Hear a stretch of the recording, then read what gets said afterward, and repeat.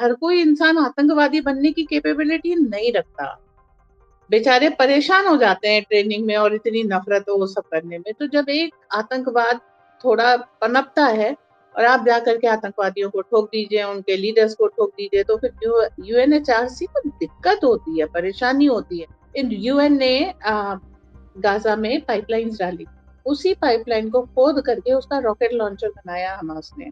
UN को कोई violation नजर नहीं आया। ये कहते हैं सेक्सुअल वायलेंस को वेपन ऑफ वॉर की तरीके से यूज किया इसराइल ने। और हमास ने क्या किया था, जो लड़कियां उठा के ले गए थे उनकी आरती उतारी थी। यूएनएचआरसी की रिपोर्ट आई है जिसमें इजराइल को लेकर बड़ी बातें की गई हैं, बड़े दावे किए गए हैं कि कैसे गाजा में जो कुछ भी हुआ, इजराइल ने क्या क्या कुछ किया। इजरायली लीडरशिप ने इसको पूरी तरह से कंडेम किया और एंटीसेमिटिक बताया। आप किस तरह से देख रही हैं इस अपडेट को? यूएन हमेशा जो है यूएस के डीप स्टेट का एजेंडा चलाता रहता है। तो मैं हमेशा कहती हूँ US is equal to UN, UN is equal to US. अब चूंकि ट्रम्प सरकार आ गई है तो मुझे एक वर्ड यूज करना पड़ेगा, यूएस डीप स्टेट। तो अभी क्या है, इतनी मुश्किल से हमास पैदा किया गया है। भाई हर कोई इंसान आतंकवादी बनने की कैपेबिलिटी नहीं रखता। बेचारे परेशान हो जाते हैं ट्रेनिंग में और इतनी नफरत वो सब करने में। तो जब एक आतंकवाद थोड़ा पनपता है और आप जाकर के आतंकवादियों को ठोक दीजिए, उनके लीडर्स को ठोक दीजिए, तो फिर यूएनएचआरसी को दिक्कत होती है, परेशानी होती है। वो ह्यूमन राइट किसके होते हैं? हमेशा आतंकवादियों के होते हैं, इसीलिए वो खड़े हैं।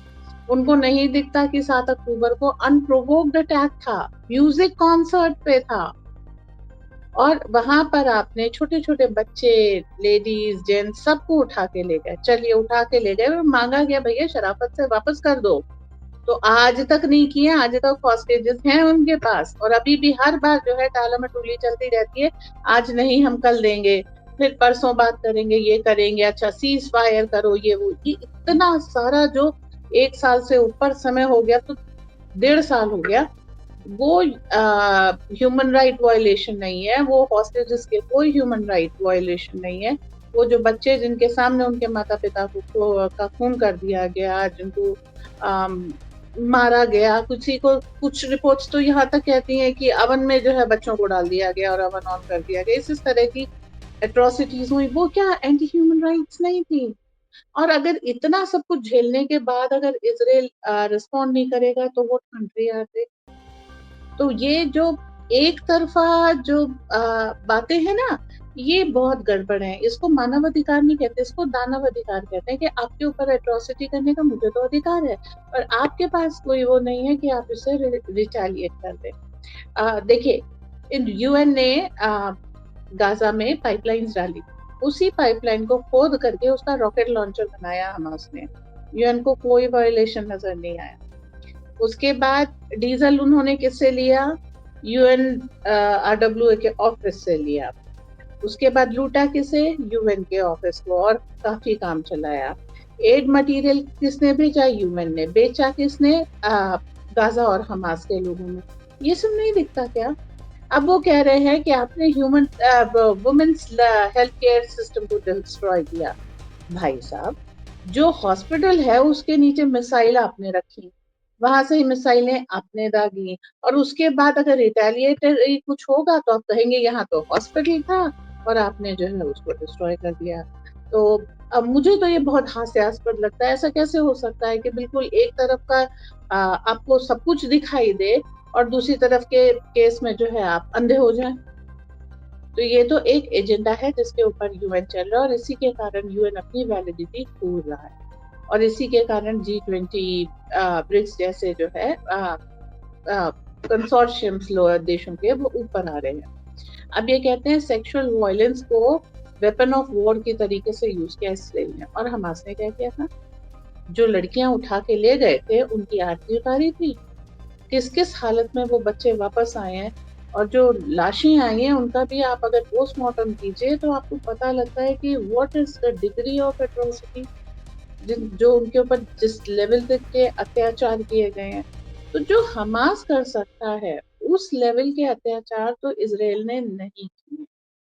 अगर आप कंपेयर करें दोनों ही जगह तो एक चीज तो बिल्कुल साफ हो जाती है कि इनका जो टू स्टेट थ्योरी थी, टू नेशन थ्योरी थी या टू स्टेट थ्योरी थी, वो फेल हो चुकी है। कि जब तक पैलेस्टीन रहेगा, जब वहां पर हमास जरूर रहेगा, और वो अनप्रोवोक्ड अटैक इसराइल पे करते रहेंगे। ये मैसिव था, इसके कारण इसराइल ने रिटेलिएट किया।